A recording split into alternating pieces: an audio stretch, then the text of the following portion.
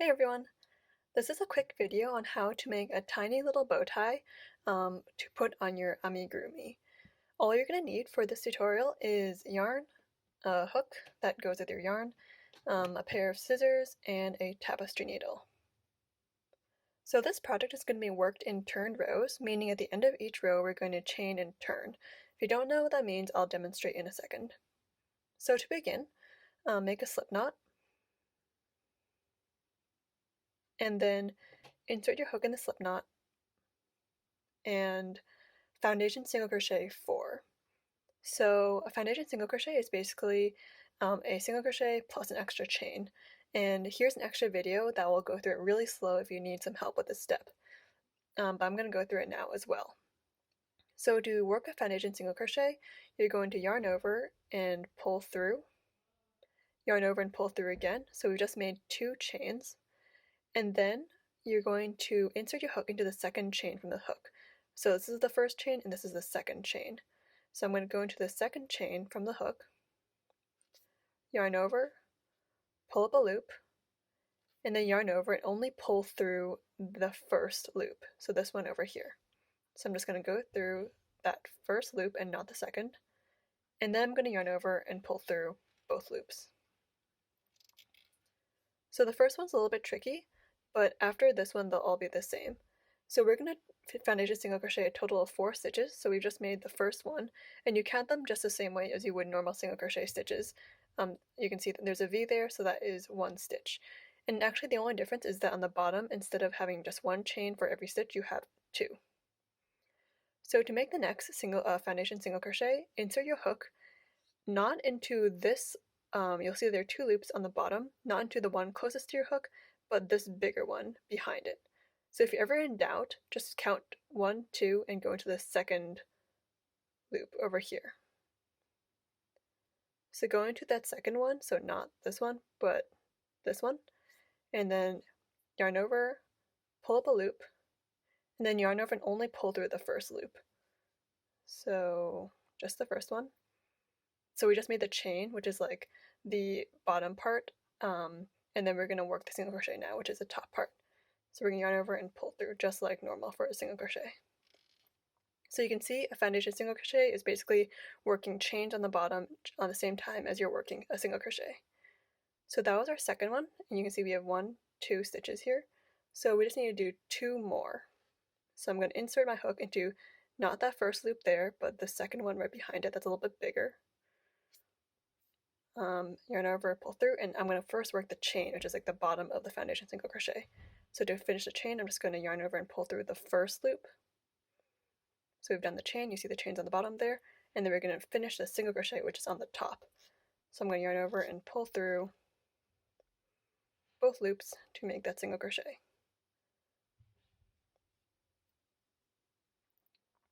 And you can see that now we have 3 foundation single crochets, so I'm just going to make 1 more to finish the bottom of our little bow tie.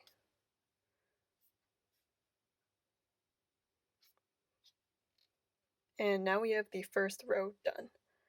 So to continue, chain 1, and then flip your work over so that your hook is once again on the right side of your project.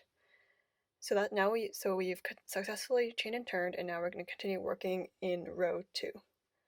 So the second row is just to single crochet 4 all across this little foundation single crochet piece that we've made. So I'm just going to go into that first stitch, then single crochet 1, and just keep going across.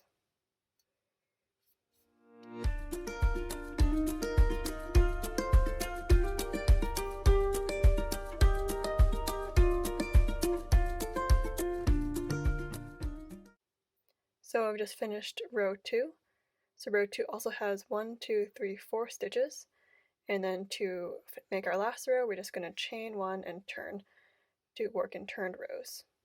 So the last row is the same as row 2, we're just going to single crochet all across the second row. So that's a total of 4 stitches.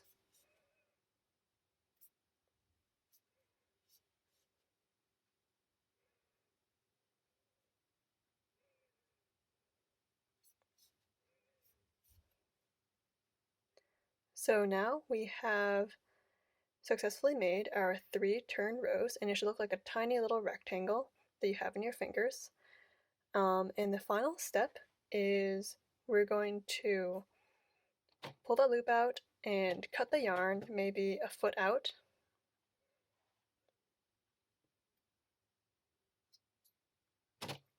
And I'm just going to pull this loop all the way out so that the working end of the yarn just can't come loose anymore, which is finishing off. So now this yarn will never come off, so it's been secured. And what we need to do now is do a little magic to make this rectangle turn into a bow tie. So I'm going to thread that long tail end of the yarn into a tapestry needle. And then I'm going to kind of sew through this little rectangle until my tapestry needle is about the center of the long end of the rectangle. So to do that, I'm just gonna kind of weave in and out until I get my needle to be about in the center. It doesn't really matter where you go because you can't really see it. If you really want, you can also just kind of cut the yarn and reattach it, but I feel like that's a bit more work, so I'm just going to do it this way. And I just want to be about at the edge. Okay, so now I've gotten to the center, so my tail end is now coming out from the middle of the long side of the rectangle. So to make it into a bow tie, I'm just going to fold this in half the long way, or like the hot dog way as I say in elementary school, and I'm just going to wrap my yarn around. So keep in mind that my tapestry needle is coming out from the middle of the long end, so after I fold it in half, it's going to be right in the middle, and I'm just going to wrap my yarn around the center a couple times. And you can see that by securing the middle like this, we're making it pinch in the middle so it looks like a tiny bow tie already. So I'll just go around maybe like 5 times, and when I feel like it's secure, I'm just going to use my needle and go through the center a couple of times to secure the tail end of the yarn. So I've just gone through twice, so I feel like that's enough. I'm going to just weave it through the wrapped yarn just one more time. I'm just going to sew this little bow tie to the front of his shirt. So and these bent tip tapestry needles are really helpful for when you're sewing amigurumi pieces to each other because they can help you just come up more easily than you might have done. And you can see that I want this front end to be facing out, so I'm just going to go in through the back so that it'll be secured with the bow tie facing front. And I'm just going to keep going in and out through the bow tie and the body of my doll until I feel like it's secure.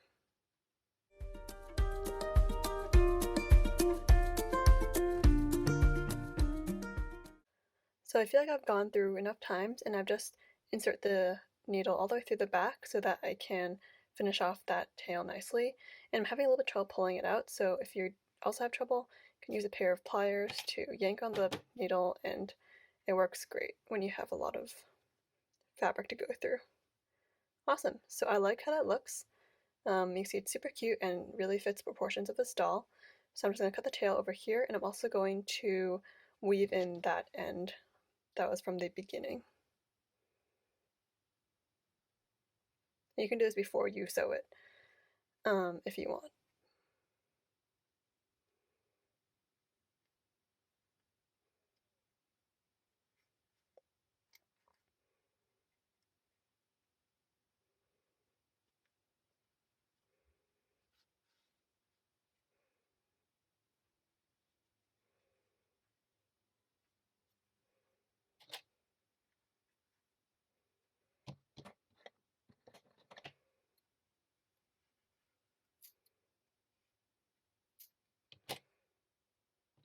And to hide the ends of these little bits over here, I'm going to use the back end of my tapestry needle, just poke the little threads back into the doll so that they're hidden.